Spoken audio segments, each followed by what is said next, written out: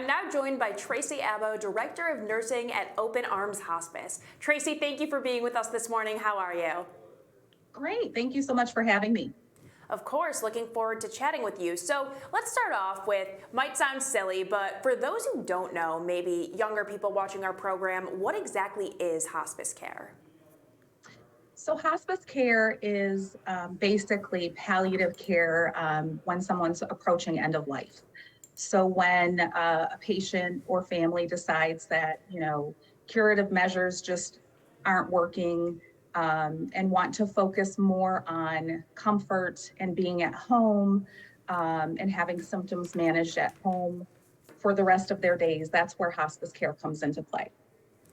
Now, with that, are there ever times that people will get out of hospice care, or is it always at the very end of life?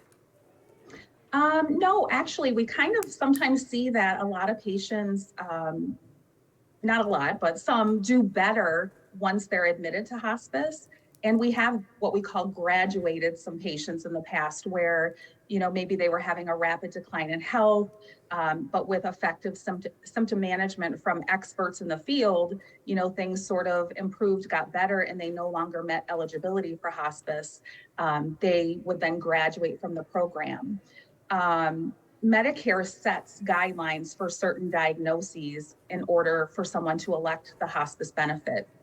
So if a patient ever comes to a point where they don't meet those requirements, then we do have to graduate or discharge them from the program. And is that only specifically with Medicare? I know you talk about eligibility, but what are some other specific eligibility requirements that people need to meet in order to be in hospice care? The number one is that a physician has to basically state that life expectancy is 6 months or less. If we were to let the disease process that the patient was facing run its normal natural course. And then it breaks it down even further. So even though other insurance companies pay for hospice, they kind of all go by these same standards per se. Like for somebody with cancer, they, can't be getting chemotherapy and radiation anymore. And all these, different things that they have to meet. It's the same throughout all different types of insurances. Yeah. Now, other But that than six the month, condition, yes, other that than yeah, the that 6 month life expectancy is true. Like that's the number one thing. other than the conditions that the patient is in, what is the difference in care once you're in hospice rather than being in a regular hospital conditions before hospice is declared, as far as just Okay. how the patient's treated? Yeah, so hospice comes in wherever the patient lives. So we take care of people in private homes, we take care of them in assisted living facilities, adult foster care homes, long term care centers, memory care. And hospice is a team approach. So the patient receives oversight from the medical director, who's an expert in the field of, hospice, end of life, managing those symptoms and things that happen at end of life. They get a nurse who acts as a case manager that oversees their care, coordinates all of their care. They will have a home health aide that visits them routinely throughout the week to help with activities of daily living. We have a social worker on staff that can help with end of life planning, advanced directives, any other legal issues associated with that. And then we have a spiritual care provider that would go into the home and provide any spiritual support that the patient and family needs. And we have a volunteer program where sometimes it's just a little bit lonely and such being at home and not being able to get out anymore. And we have trained volunteers that can go in and do different types of engagement activities with patients and families. And then we have a bereavement program. So one of the standards that are set is that after a patient passes away, our agency needs to continue to follow the family for up to 13 months after the death, just to make sure that they feel supported and they're grieving appropriately, and help them work through any of those, issues that they might have that are unresolved following their loved one's death. So basically, the differences are we meet the patient wherever they're at, wherever home is, and all the care is brought to them as opposed to having to go out for appointments and, back and forth to the hospital and that sort of thing. It's just done right there where they live. Is hospice exclusively at the patient's home? What if someone doesn't necessarily have the conditions that would be appropriate for them? Then we would be working with our social work team to try to find appropriate placement for them. Because certainly as someone approaches end of life, they need someone present for them 24/7. And there's been a few instances where, there might not be a lot of family left or, family support, and they need around the clock care. And that's something that social work would help with, as well as finding, a safe and appropriate place for them. I want to talk to you specifically about open arms hospice care, but before that and transitioning into that, you talk about the families and the patient, and I think that's really important because there's no doubt that families are so heavily impacted by this as well. How much emphasis is put on the families along with the patient in hospice care, specifically with open arms? Oh, it's a package deal for us.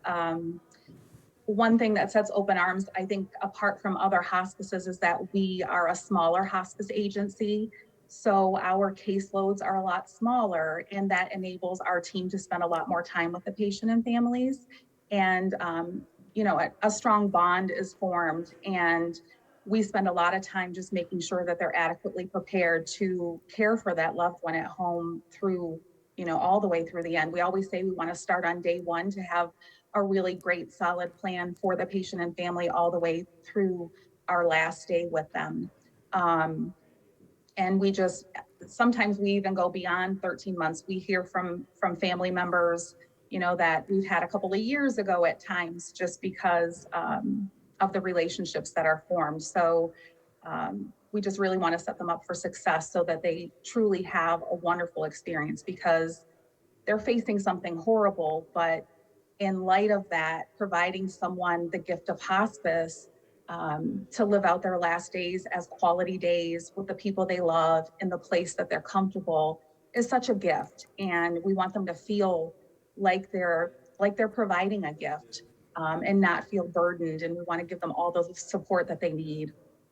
Yeah, that's very, very special. Aside from the size of the agency, what exactly makes Open Arms Hospice different from any other hospice care agency? Oh, there's so much. One thing that's kind of neat about our team is that we have all come together from a relationship with someone else who's already on the team. So we're also like one big family. And that, I think, works so well because we all want to go to bat for each other. So if someone can't get to a patient quickly, someone else is jumping in to do it to make sure the need is met. We don't really advertise like on Indeed and all of that for our employees because of the connections that we have. And there's so much experience with our team members that, if we are expanding and need another nurse, then one of our current nurses is like, I have the perfect person. So that's a wonderful component of our team. We also have our volunteer program is a little bit different than some other programs out there. We really tailor our engagement activities with patients specifically to them. For instance, we have a late stage Alzheimer's patient who has a baby doll, and this is her baby. So we developed a packet that had baby clothes and diapers and things like that, where the volunteer could go out and interact with her in a meaningful way. So we're always looking for ways to develop our program further that just makes it more meaningful, because we want that experience to be so wonderful for the patients and families. We're also getting ready to have our first remembrance ceremony coming up in September, where we're inviting all the families of all of our past patients to come and just celebrate life with us, and to just reminisce about all the lives that we've touched since the company started. Tracy, thank you so much for being with us this morning. We really appreciate having you and getting to talk about some of the positives. I think a lot of people, when you think of hospice, think very negatively, but I really appreciate you touching on celebrating life and getting to share that with families. I think that's really special. Thank you so much for having me. Thank you. Have a great rest of your day, and we hope to talk with you soon. All right, bye-bye.